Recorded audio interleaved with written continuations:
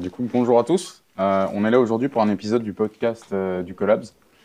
Donc, on est en compagnie de Régis Grunberg. Hello. C'est notre intervenant du jour.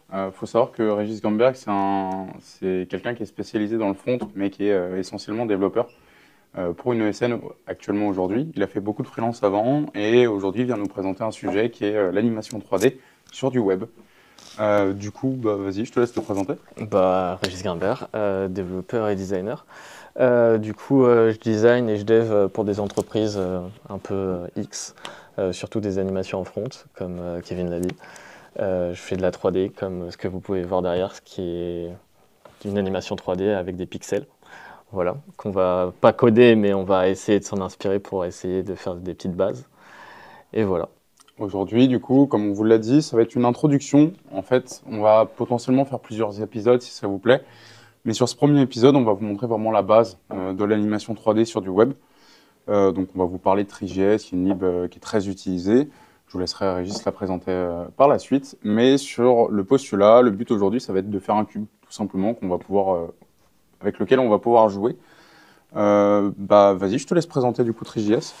Three.js, c'est quoi? C'est, comment je pourrais dire, une librairie, surtout, qui se base sur WebGL, qui est un moteur qui permet de faire des graphiques 2D qui ont l'air de la 3D, qui est utilisé sur votre carte graphique et non sur votre CPU. C'est très important de savoir ça.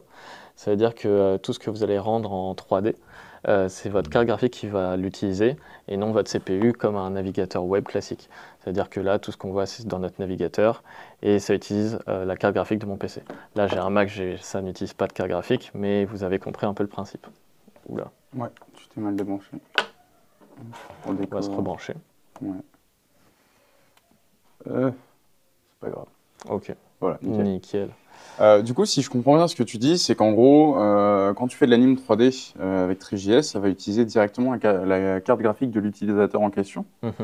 Du coup, il y a une limite à ça, je suppose. Si je m'amuse à lancer ça sur un PC un peu nul, qui n'a pas du tout de carte graphique et qui a un tout petit processeur, ça risque de bugger énormément. Ça risque de bugger, ça risque aussi de faire chauffer le PC. Limite, je l'ai déjà vécu avec des iPhone SE par exemple, cramer toute la batterie d'un coup. Faut bien gérer les performances. Dès qu'on utilise tout ce qui est 3D, il faut bien gérer les performances, sinon on peut vite dégoûter l'utilisateur. Ok. Et du coup, tu peux t'adapter en fonction de la machine que tu as. Typiquement sur les téléphones, est-ce que tu peux faire des animations 3D dédiées à bien fonctionner sur des téléphones?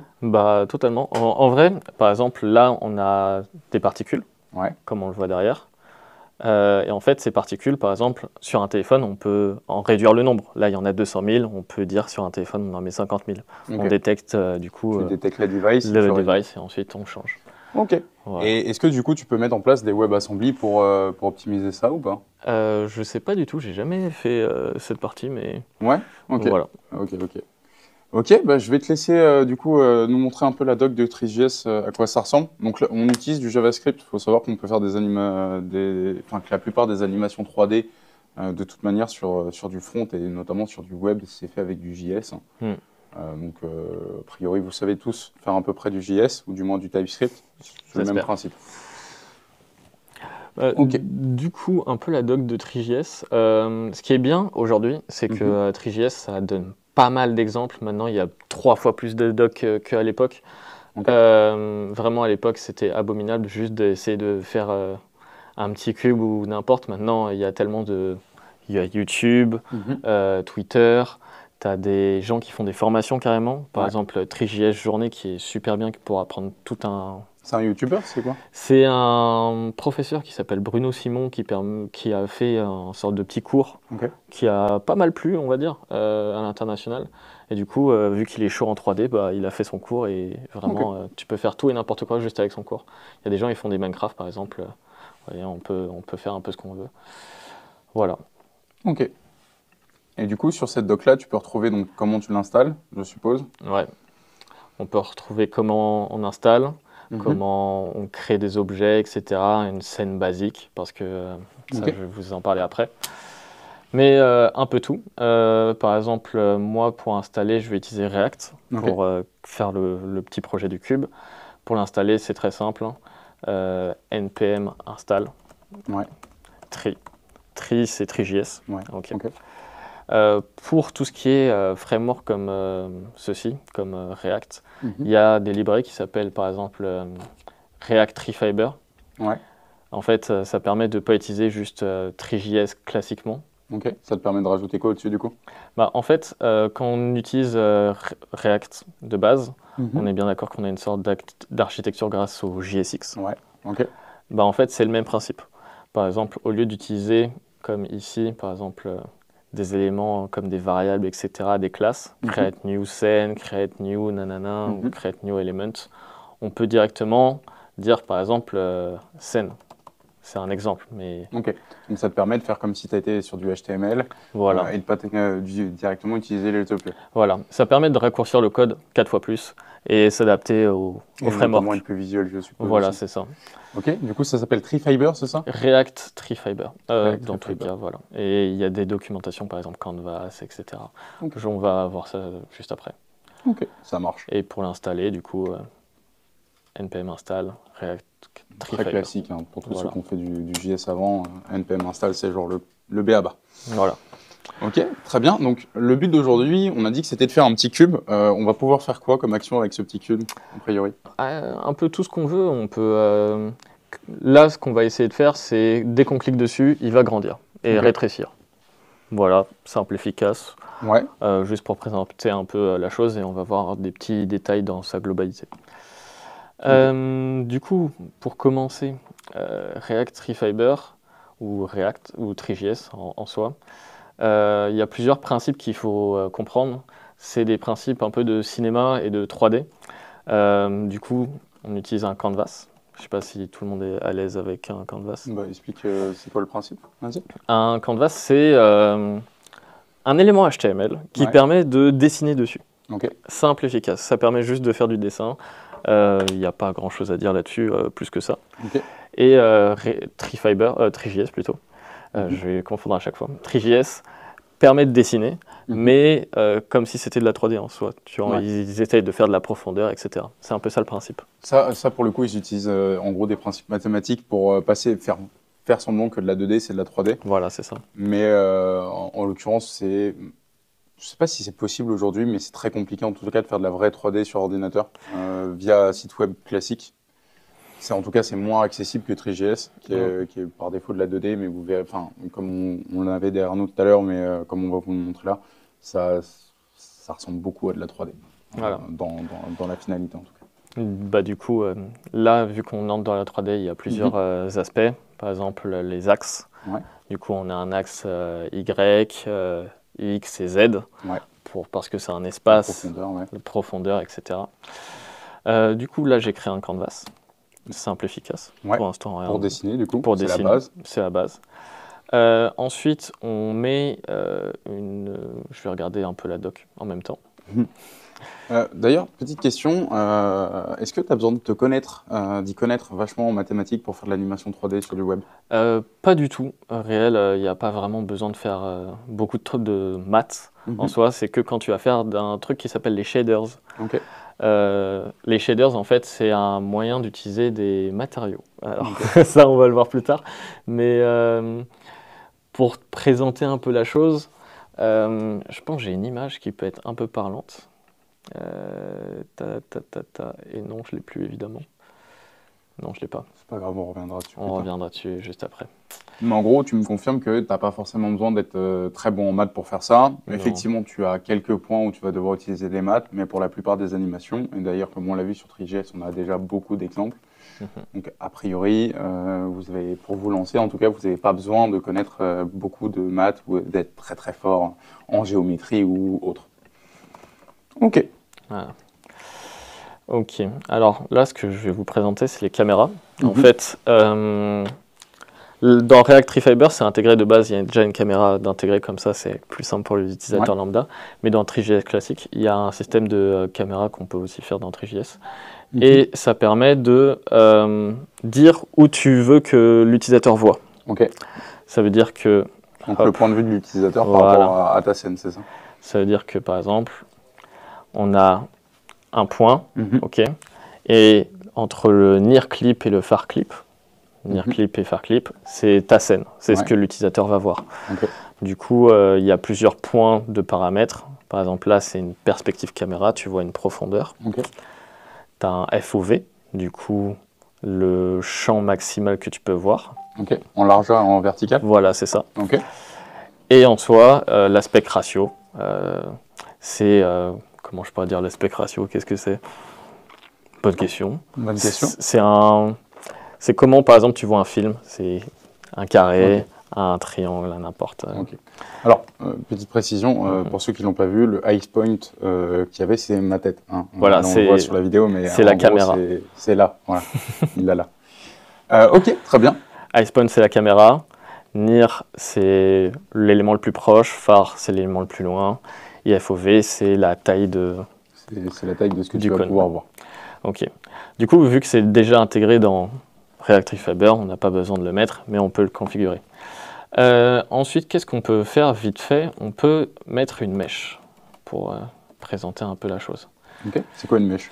Alors une mèche, c'est un objet 3D qui se compose avec deux choses, une géométrie et un matériel.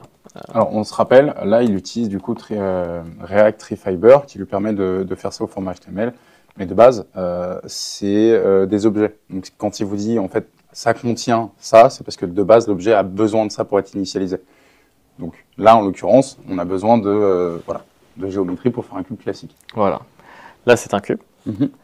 Il y a du coup une box géométrie pour dire que c'est un carré, mais c'est la même chose pour un modèle 3D, tu vois. En soi c'est une géométrie, et ensuite on applique un matériel pour dire par exemple ta veste elle est bleue.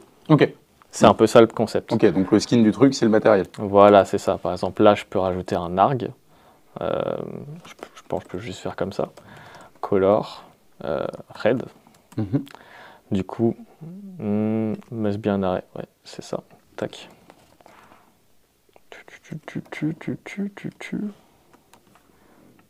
Si je suis pas bête, un arrêt et... Tada! Du coup, là, j'ai mis une boîte, une géométrie boîte. Il existe plein de géométries dans Three.js. On peut les regarder vite fait. Hein. Si on tape juste géométrie, on a des circles, des edges. On peut faire un peu tout ce qu'on veut tant qu'on a un peu d'imagination. Voilà, et d'où le fait de pas forcément besoin de s'y connecter en géométrie ou en maths, parce que typiquement, on va pouvoir les set directement sur le site et récupérer les infos qu'on a besoin. Voilà, c'est ça. C'est un peu le principe. On arrive, par exemple, on peut aller sur le box géométrie. On peut set sa width, sa height, un peu comme si on faisait du CSS, sauf que là, on a la depth. C'est pour dire la profondeur. Et ensuite, on a des segments. C'est, comment je pourrais dire, le nombre de détails que tu ajoutes à ton élément. Alors ça, c'est un truc qu'on verra plus tard, mais plus tu as de segments, plus tu as de détails, et du coup, plus ton matériel sera détaillé, etc. etc. Et là, du coup, nous, pour l'instant, on a juste un carré affiché. Comment ça se fait qu'on n'a pas de profondeur dessus? Comment ça se fait qu'on n'a pas de profondeur? En fait, c'est juste qu'il ne bouge pas. Là, il bouge, mais si il bougeait, on verrait aussi de la profondeur. Donc là, c'est parce qu'il est statique et que pour l'instant, il est sur une seule face. Voilà. Mais par exemple, si on veut le faire bouger, on peut faire une ref, use ref, on va dire const ref, hop, nul. On met la ref à notre élément comme si c'était du React classique. On est bon pour l'instant. Et là, on va s'attaquer à un petit truc qui s'appelle les request animation. Alors ça, c'est un peu spécial. Pour faire une animation, c'est un peu comme dans un manga ou dans n'importe quelle animation classique. C'est frame par frame. Donc typiquement, ce qu'il entend par frame, c'est, comme vous avez pu le voir, quand on tourne une vidéo, vous allez avoir en fait à des moments T, à des timestamps T, des images différentes. Quand on anime ces frames, quand on les passe très vite les unes après les autres, c'est ce qui nous donne une vidéo. Typiquement, vous avez sûrement tous déjà fait quand vous étiez gosse dessiner un personnage sur un bout de papier et en dessiner un après, et vous faisiez bouger le papier très vite. C'est le même principe, c'est-à-dire que c'est ça qui va nous faire notre mouvement, si vous préférez. Du coup, la question que tu as fait ta ref. J'ai fait ma ref. Who can be only used. Pourquoi? Je sais pas trop. Ok. Hop. Ok. Bonne question. Attends, on va regarder la doc, simplement. Use frame. Non, c'est bon. Nickel, mesh ref. T'as pas oublié de le déclarer? Non. Même pas. Use frame, il est là. Nickel. Ouais, ok. Ref, mesh ref. Il va falloir que tu le modifies dans le Canva aussi, non? On est Enfin, dans bon. la mesh. Bonne question. Ok. Chelou. In the canvas component. Ah, peut-être que. Je pense que c'est parce que tu l'avais mis dans une. Non, même pas. Ah, je sais pourquoi. Ok. Alors ça, c'est un principe un peu bête, moi, que je trouve. Mais en fait, par exemple, là, j'ai mon canvas. Ouais. Et il comprend pas pourquoi mon hook, il est pas dans mon canvas. Du coup, Ok. par exemple, on peut dire box. Mhm. On fait un component classique qui retourne, du coup, ce qu'on a fait. Ok. Hop. Et on peut mettre notre hash, notre animation juste ici. D'accord. Et du coup, tu vas dans ton Canva déclarer ta box. Voilà. Et Parce là, que sinon, il aime pas que tu déclares ton... au-dessus du canvas. Ouais, C'est ok. un peu ça le concept. Ouais, ok.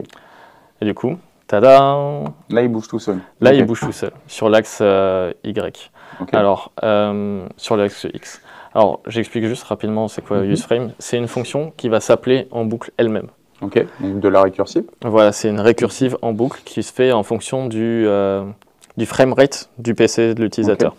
Par exemple, sur je pense, j'ai un exemple dans mon portfolio. Mhm. Hop. Voilà. J'ai une fonction qui s'appelle tick. Ouais. Ok. Qui utilise un truc qui s'appelle Windows Request Animation Frame. C'est useFrame, c'est le même concept. Ok. C'est le même concept. Du coup, ça va récupérer les frames de l'ordi du Voilà. bonhomme Et en en question. fait, ça va rappeler une fonction en boucle. Ok. Et en fait, vu que ça rappelle une fonction en boucle, ça va redessiner Au fur et à mesure. au fur et à mesure le dessin avec des nouvelles valeurs. Ok, d'où le fait qu'on vous disait que ça pouvait être extrêmement vorace en consommation, parce que vu qu'il redessine à chaque fois le bordel, si c'est de plus en plus compliqué, ça risque de faire laguer le PC ou des choses comme ça. Pour l'instant, c'est pas le cas vu que c'est juste une box. C'est juste une box, mais sur des gros machins. Ça peut faire bugger votre truc. Ok. Voilà. Pour l'instant, d'autres questions, tu penses? Non, bah pour l'instant, je pense que juste explique cette ligne-là, du coup. Du coup, cette ligne-là, elle est plutôt simple. C'est la fonction récursive. Okay. Ouais. Sauf que à chaque fois qu'on fait cette fonction récursive, on change une valeur. Là, par exemple, il y a une valeur qui s'appelle delta, ce qui est un nombre qui va s'incrémenter à l'infini. Ok. Ça va faire 1, 2, 3, 4, 5, 6, 7, 8, 9, 10. Ok. Et en fait, on fait un plus égal à la rotation du cube. Ok, donc en fait, on va modifier le x au fur et à mesure grâce à ce delta qui s'incrémente tout seul.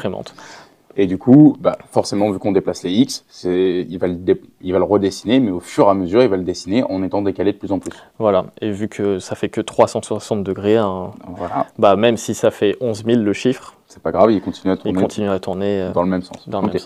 Et du coup, c'est ce qu'on vous disait tout à l'heure avec l'exemple du papier dessiné avec plein de feuilles, où vous avez plein de petits dessins qui suivent. Quand vous allez le déplacer, bah, au fur et à mesure, vous allez voir votre personnage bouger. Là, c'est le même principe, on redessine à chaque fois. Et on fait juste bouger le dessin sur notre papier. Le papier, il change pas, on réactualise simplement, on vous le montre différemment. C'est tout. Ok. Qu'est-ce que tu as d'autre du coup? Bah, vu que c'est un objet classique, on a plein d'éléments qu'on peut un peu swiper comme en React classique. Par exemple, je sais pas si c'est clair, mais on peut dire useState red. Ouais. Ok. Hop. Tac, on fait un state. Color, virgule 7 color. Pour l'instant, rien de très extravagant. Donc là, en gros, il variabilise la couleur du cube, tout simplement. Pour l'instant, la couleur, c'est toujours rouge. Voilà, parce qu'il n'a pas modifié. Il a juste dit, je déclare une variable avec red dedans. Donc, a priori, c'est rouge. Et on peut faire des on-click, par exemple, tu vois. Alors, on-click, pour ceux qui n'ont pas fait beaucoup de web ou qui se pose la question, le on-click, c'est simplement pour get un événement, d'accord? On a des événements, un événement, ça représente une action de l'utilisateur ou du site en lui-même sur une partie de ce site-là, d'accord? Donc là, en gros, ce qu'il fait, c'est typiquement quand on va cliquer sur mon cube, qu'est-ce qui va se passer? Je vais faire une action en réponse à ce clic-là. D'ailleurs, c'est ce qu'on voit ici. Il déclare sa fonction on click et il dit de lui-même, il va détecter quand il y a un clic dessus et il va se dire ok, j'effectue un changement. Là, en l'occurrence, tu as changé en quoi? En blue, c'est ça? En fait, à chaque fois que tu vas cliquer, soit c'est rouge, soit c'est bleu. Voilà. Donc là, typiquement, c'est ce qu'il a fait. C'est à chaque fois qu'on va me cliquer sur mon cube, je vais changer cette variable-là. Vu que cette variable-là, elle change et qu'il est redessiné, le cube, et il va changer de couleur quand on le redessine. Voilà. Incroyable. Pour l'instant, rien de... Pour l'instant, déjà, on arrive à animer un truc en 3D, c'est plutôt pas mal. C'est plutôt pas mal. Ok. Est-ce qu'on peut faire des actions sur ce cube-là pour effectuer des trucs un peu fail, un peu stylé. Un peu stylé. Ouais. En vrai, les actions un peu stylées, c'est quoi? C'est du scale. On peut scale l'élément. On peut scale le cube, ouais. Pour qu'il soit plus grand. Je sais plus si c'est ici. Scale, ouais, c'est là. Nickel. Par exemple, là, on a un scale de 1. On peut faire le même principe. Scale de 1. À chaque fois, il va variabiliser ce qu'il veut changer. Pourquoi? Parce que quand on a une variable, c'est beaucoup plus simple de la modifier, tout simplement. Et du coup, en fait, derrière, il va juste dire, voilà, typiquement on clique dessus ou qu'on le drag and drop, peu importe. Là, en l'occurrence, il le fait quand on clique dessus, il va augmenter la taille du cube, tout simplement. Ouais, c'est ça. Tu fais un plus égal 1 dessus? Tu as une taille maximum? Non, il n'y a pas de taille maximum, par exemple, je peux mettre 99. Ok, par défaut. Bam. Là, on est à l'intérieur du cube, on voit rien. On voit rien parce que du coup, c'est trop gros et on se retrouve à l'intérieur de notre élément. À l'intérieur du cube. Mais par exemple, on pourrait faire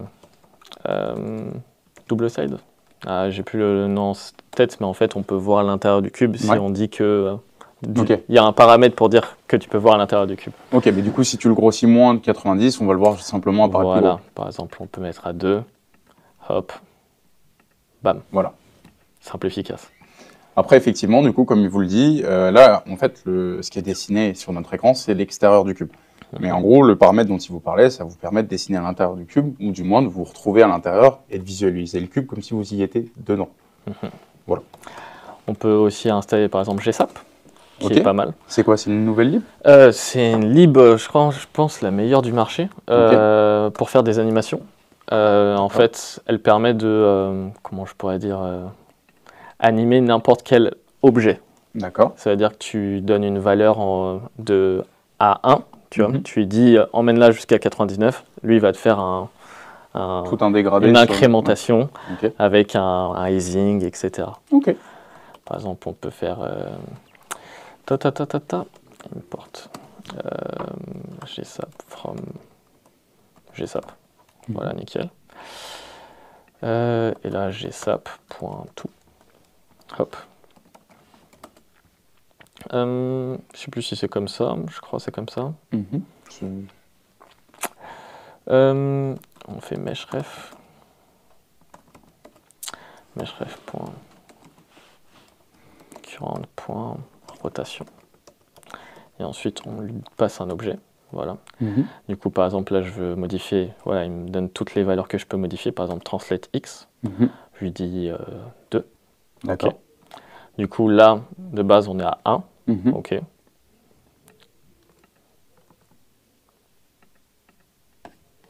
Position. On va faire plutôt comme ça. Parce qu'en fait, il y a des valeurs qui sont, comment je pourrais dire... anecdotiques. Voilà. Hop. Voilà. Tiens. Il l'a fait bouger. On peut le faire un peu variabiliser, etc. Est-ce que tu peux faire en sorte, par exemple, que le cube te suive en fonction de ta souris? Ouais, tu peux faire ça. Tu peux en fait set le point de ta souris comme référence et lui dire tu te déplaces en fonction de ma souris du coup.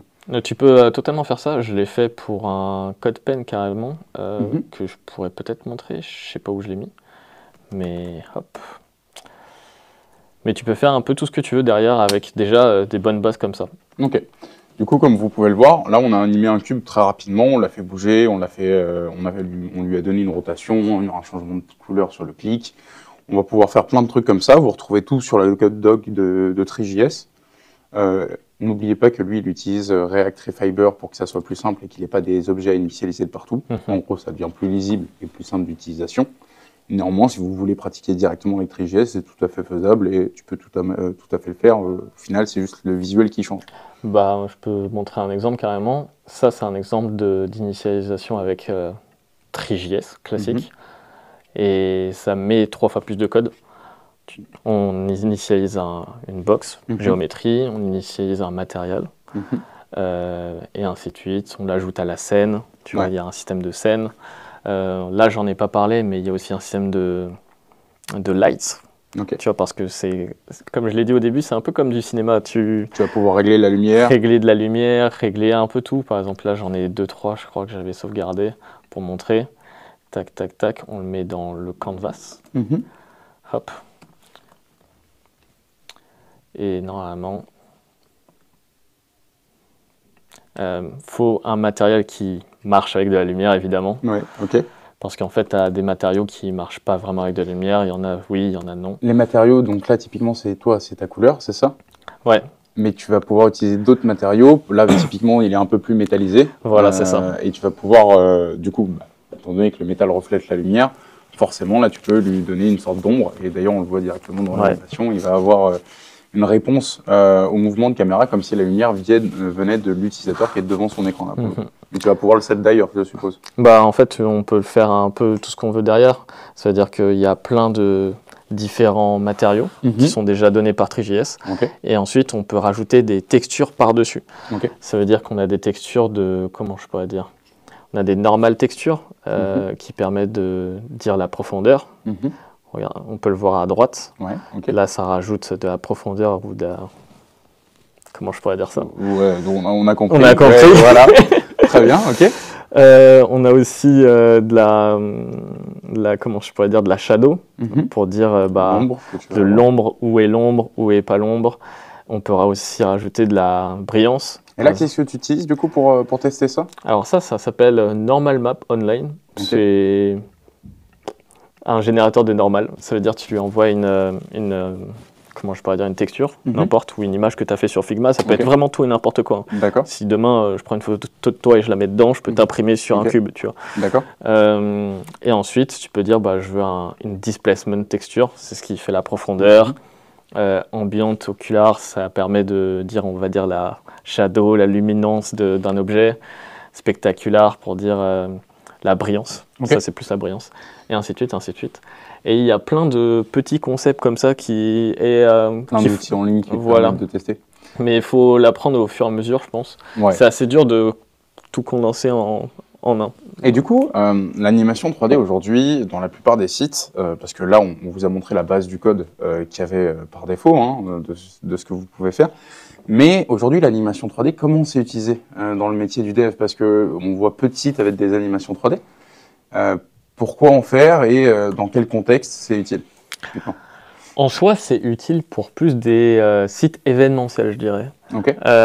Ou des sites qui essayent d'impressionner ou qui ont besoin de comment je pourrais dire, de capacités supplémentaires que juste du CSS classique. Par exemple, on peut citer, j'ai 2-3 exemples qui seraient pas mal. Typiquement, pour nos étudiants, un portfolio avec de l'animation 3D, c'est plutôt stylé. D'ailleurs, il va vous montrer les siens après, mais vous verrez que vous pouvez tout à fait faire des trucs de fou. Là, on vous a montré encore une fois qu'un cube, parce que la vidéo ne va pas durer 5 heures d'explication. Mais on va vous montrer qu'on peut faire beaucoup plus de trucs d'animation. Et notamment, du coup, tu dis donc, sur les portfolios ou sur des sites d'événements pour impressionner. Mais on a aussi des petites animations très classiques, du style faire bouger un PC, typiquement ce qu'on peut avoir sous Mac ou les trucs comme ça, où le PC va s'ouvrir, etc. Ça reste de l'animation au final. Et ça nous permet en fait de rendre notre site beaucoup plus joli et beaucoup plus intéressant. Vous avez sûrement déjà tous vu sur TikTok, mais on peut, voilà. Ça, typiquement, c'est très intéressant et je trouve ça très drôle d'utilisation. C'est un CV. C'est un CV. C'est un site, c'est un portfolio. Voilà. Mais il y a Dior qui utilise ça, il y a beaucoup vraiment de sites événementiels. Il y en a énormément, mais sauf qu'on ne les voit pas beaucoup. Il n'y a pas longtemps, il y a Spotify aussi qui en font beaucoup, sur l'astrologie, sur des musiques, sur énormément de choses. Et il y a vraiment une compétition autour de ça, par exemple les awards. C'est un site qui permet de récompenser un peu ces sites un peu 3D, un peu. Qui dépassent un peu les limites du CSS, HTML. Tu vois. Et du coup, là, on arrive sur son site. Donc, ton site, l'URL, c'est simplement Régis Gromberg. Et tu trouves en fait son portfolio. Donc là, lui, c'est un portfolio, comme on vient de le voir avant, hein, c'était un CV qu'on a vu avant avec le petit PC là. Là, c'est ton propre portfolio du coup. Bah, en fait, c'était quand j'apprenais le Three.js. Okay. Je savais pas trop quoi faire, du coup je me suis dit un petit portfolio, pourquoi pas. Et j'expérimentais, je faisais un peu tout et n'importe quoi avec. J'ai plein d'expériences à l'intérieur et c'est ça a gagné 5 awards, un truc comme ça. Ok. Seat of the Day de CSS Design Award et d'autres innovations et autres. Donc déjà, de 1, ça peut être marrant à faire. De 2, c'est bien pour impressionner. Mais de 3, ça permet de montrer votre niveau, surtout quand vous êtes des devs front. A priori, si tu sais faire ça, tu sais faire une page classique. Ah, tu sais faire à peu près tout, je pense. Voilà. D'où le principe de... là, tout à l'heure, il nous a montré une chaussure dans laquelle il pouvait modifier la couleur directement d'un peu tous les éléments, donc du lacet, etc., etc. Ça, on peut tout à fait l'imaginer dans un site de e-commerce classique, par exemple, pour être sur Adidas ou des trucs comme ça. Très clairement. Là, on a vu qu'il a fait une petite pub pour Arcane. Je suppose que c'était sorti à ce moment-là. Voilà, c'est ça. Ouais. Ok. Du coup, voilà. Ça, typiquement, dans un site de e-commerce où vous voulez vendre vos propres chaussures, c'est plutôt stylé. On a fait un peu le tour. Est-ce que tu as d'autres trucs à nous montrer ou pas? Je pense que je peux présenter 2-3 petits sites, mais c'est tout. Ouais. Clairement. Alors, ces sites-là vont pas forcément vous être utiles pour prendre le code de ce site-là, hein, malgré que Régis va vous donner à disposition son GitHub pour le code qu'on vient de voir. Okay. Peut-être que sur son GitHub public, vous aurez la chance de trouver d'autres petites pépites comme ça. Mais en tout cas, les sites qu'on vous montre là, c'est plus pour vous inspirer et pour commencer à faire de l'animation 3D. Okay. Par exemple, il y a Lusion, c'est une agence très connue. Okay. Et ils font des petites expériences. Par exemple, là, c'est pour présenter un fake product qu'ils peuvent faire. Et par exemple, c'est une enceinte. Et ils présentent au fur et à mesure l'enceinte avec de la 3D, etc., de l'acoustique. C'est plutôt très visuel pour un utilisateur. Ouais. Et ça permet de impressionner et que tu t'en souviennes, en fait. Typiquement, si vous êtes dans l'optique de faire une sorte d'Apple, avec vraiment une sorte de... une ambition de se passer pour du ultra premium, avoir ce genre de site, c'est un peu nécessaire. Parce que tu peux pas juste afficher ton PC tel quel et le vendre. Donc dès que vous avez une connotation un peu premium, un peu particulière comme ça, donc là on est sur du NFT, je suppose. Ouais, c'est ça. Voilà. Typiquement, avoir ce genre de site-là, ça conforte vos utilisateurs à se dire, ok, là on est sur un truc bien intéressant, quoi. Ok, très bien. Faire des jeux. Ouais. Il n'y a vraiment pas de limite. Ça, c'est un studio français qui s'appelle Merci Michel. Ok. Et ils font des jeux, ils sont vraiment basés que sur le jeu vidéo, en 3D du coup. sur le web. Ils sont vraiment experts dessus. Mais du coup, il y a des jeux vidéo connus qui se font sur le web comme ça en 3D? En vrai, connus. Ouais. Je suis pas sûr qu'il y en a vraiment beaucoup des connus, mais par exemple, on connaît tous les jeux Flash. Voilà.